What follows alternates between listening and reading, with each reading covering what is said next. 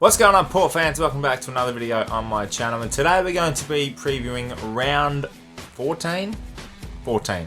Pretty sure it's 14. Yeah, 14 of the AFL season. Port Adelaide versus Gold Coast at Metricon Stadium this Saturday afternoon. It's a crucial game for Port Adelaide to keep their top four hopes intact. It's going to be a challenging game, I think, against the mob led by Stewie Jew, who are pretty damn good at Metricon. I won't lie, they've been a pretty competitive side this year, Gold Coast, and besides a few outliers, they've been right in the mix. So I expect this one to be a very, very hard contest, which no doubt we should definitely be looking at taking on, because we need to be harder at the contest and making sure that we get these games under our belt to keep chugging along in this year's train. So without further ado, let's preview this week's game. This game, it definitely has some significance to it, as I mentioned before, with the top four hopes and making sure we do get the job done and trying to fix up a few things ready for the back end of the season, which no doubt is pretty important for us to make sure we do get that double chance and really solidify a spot in the final series. But it does have another level to go for this week with Robbie Gray playing game 250, hashtag 250 shades of grey. It's going to be a massive game for him. As I mentioned earlier in the week, with his 5 clutch moments, he's been nothing short of exceptional. 249 games of significance, brilliance, and just overall wow factor that we've been able to witness. One of the greats of the Port Adelaide AFL era, and no doubt will go down as one of the greats of the club of all time. So I'm hoping that we do get the job done this week for him. I'm pretty certain we will. We're a good responding team after a loss last week against Geelong. We've had an 8-day break, so no doubt we'll be rested, ready to attack the Suns at Metricon. And we get a few big names back as well. Well, one big name in particular with Scotty Lysett coming back. Unfortunately, Todd Marshall will go out. I think that will be just the one change, in my opinion. I'd love to see Hamish Hartlett come back into the side to bring a bit of a body back to the contest, and even someone like a Joel Garner or a Jared Leonard, reward their Magpies performances, because they have been really good. And I did watch last week's game against the Eagles, and while we did fall away in that second half, Hamish Hartlett just, came into the game a lot more. He had 9 tackles, so that was the hardness at the contest with him. Jared Leonard had 26 touches, and his run and reading of the play was exceptional, and something that maybe will help Alir out a little bit if he comes into the side, because I think Alir has been lacking a little bit with Tom Cleary going out, so he's had to play more one-on-one football. And if Jared Leonard comes in, he can definitely play one-on-one, but also can be that run-carry type that I think will benefit us a lot better than, say, a Riley Bonner would, who hasn't been great inside or outside of the contest, in my opinion. Hasn't had a massive influence on any of the games he's played so far since coming back from injury and into the Port Adelaide side. So a lot to think about at selection this week. I did see a video as well, Ryan Burton falling over at training and hurt his shoulder a little bit. Whether or not that's just a little bit of a knock, we'll find out at selection. I haven't done this. I have done this prior to selection, as normally is the case, because it's Thursday night, and with a game on Saturday, I think you can almost predict selections by Thursday anyway. There hasn't been a lot of a voice on anything else other than probably the one change. Pete Ladhams will play more forward, and I think that mix really worked well last year with Dixon and Georgiadis as that third tool. So the one key for this week has been, and it's been mentioned by Dan Hughes, it's been mentioned by many of the Port Adelaide members that have been facing the media this week, and that's in the contest. They've got to be harder, they've got to be stronger, and that's probably the KPI I'll be looking at this week. How many contested possessions we're going to be getting, and who's been getting them, and players like, we complimented a lot of players after the Fremantle game. Players like Sam Powell-Pepper, who didn't do much against Geelong, and a few of these players that just stand. Like Kane Farrell was excellent against Fremantle, but these players just fall away in big games, and when you get too many passengers, it becomes that. And this obviously isn't the biggest of games, but I think we should hype it up as a big game for the significance of it. We're looking to improve again. Obviously, Robbie Gray's 250th game.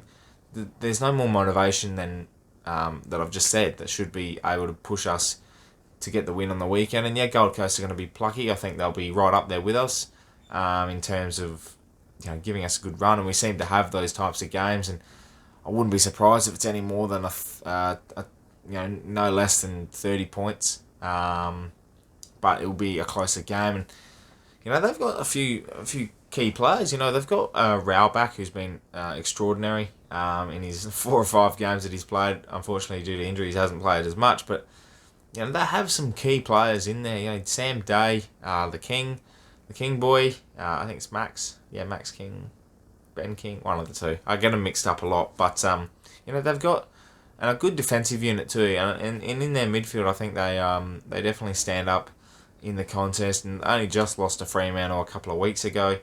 So I think it's all depending on our start as well, which has been pretty good the last 2 weeks, both against Fremantle and Geelong. And I did question it halfway through Geelong, but this week again it will probably be another case of how quick we start, and it'll all depend on how the midfield is. And probably on paper our midfield does dominate this game. Winespoke alone will probably dominate this game, but throw in the likes of a Power Pepper, a Drew, Connor Rosie back to good form. Robbie Gray will probably slide in there at some occasions, and I just would like to see a dominant performance this week and really just make a stamp on the game. It's not going to be any significance to anyone outside of the of Port Adelaide, but to the members, supporters, and everyone inside the club. If we win this game convincingly, a 50-60 point win, then you can come back next week against Sydney. You're full of confidence again, and we need sort of that performance, because I think every time we do get these sorts of wins, we grind them out, we do end up winning by 40-50 points, but it isn't convincing. So then when we go into the big game, we're not even convinced ourselves, and we put up a good fight, but we don't actually execute as well as we like. And execution is obviously the key factor, and that's been the one thing that last week let us down, is our poor ball skills and wrong decision making. And these types of games are going to bring players that don't normally stand up in the big games back into it. So I'm talking your Bonners, your Farrells. I think DVJ as well, Darcy Brown-Jones. He's part of the leadership group and has had a really interesting year. I don't think he's been anywhere near his best, and I did say a few weeks ago that I think he's had arguably what it is the worst year by a best and fairest winner to follow up on. And I really feel like if we're going to be a key component come September, DVJ's got to be the one that stands up. His run and carry off the half-back line the last couple of years has been extraordinary, and ever since he joined the club and played, he hasn't missed a beat, and he's been sensational. I think now he's finding that form slump for the first time in his career, and it's definitely something that he's going to be able to... He's got plenty of time to improve on, no doubt about. I think you won't make a statement by dropping him. He's a key component, as I said, but I think he's got to find it pretty quickly, because we're going to need him, and we need his delivery inside 50. Can't rely on Carl Amon, who is the best inside 50 player we have.